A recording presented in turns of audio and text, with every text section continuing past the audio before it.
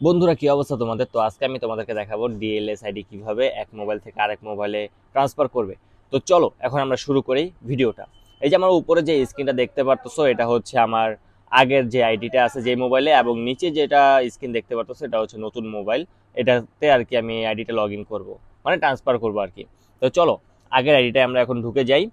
তারপরে সেখান থেকে যে বাম পাশে উপরে দেখতে পারতেছো সেটিং আইকন, এখানে আমরা ক্লিক করব। এখান থেকে যে অ্যাডভান্টেজ দেখতে পারতেছো একেবারে নিচে ডান পাশে, এখানে আমরা ক্লিক করব।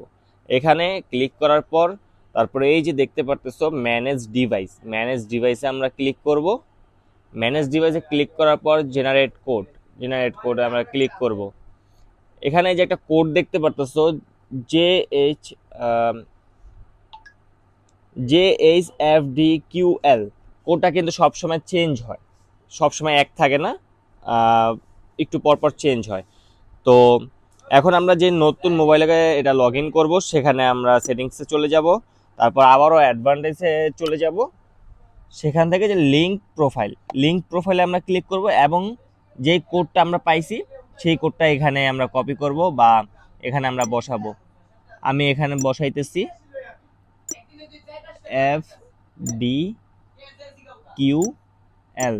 হয়ে গেছে আমার এটা কপি করা। তারপরে এই যে এখানে পেস্ট করে দিব বা এখানে আমরা লিখে দিব। তারপরে লিঙ্ক প্রোফাইল, এখানে আমরা ক্লিক করব, ইয়েসে ক্লিক করব। সাথে সাথে দেখবা লগ ইন হয়ে গেছে। দেখতে পারতেছো যে এখানে আমার যে আইডি, এখানেও কিন্তু সেই আইডিটা চলে আসছে আমার। তোমরা হয়তো খেয়াল করছো, এই যে দেখো সেম আইডি কিন্তু দুইটা। কিন্তু একটু আগে কিন্তু এই আমার নতুন ফোনে কিন্তু অন্য একটা আইডি ছিল। তো খুব সহজে আমরা এটা করতে পারবো। তারপরে বিষয়টা হচ্ছে, আমার যে আগের ফোন থেকে যদি আমি চাই যে ফোনটা থেকে আমি ডিলিট করে দেবো আইডি, চাইলে আমি যে নতুন যে আইডিটা আছে এখানে ঢুকবো। এখানে ঢোকার পরে যে অ্যাডভান্টাইজে ক্লিক করব, ম্যানেজ ডিভাইসে ক্লিক করব। দেন এই যে আমি দেখতে পারতেছি আগের ফোনটার নাম হচ্ছে ইনফিনিক্স। তো আমরা এটা থেকে সব কেটে দিব, সব কেটে দিছি, দেখছো?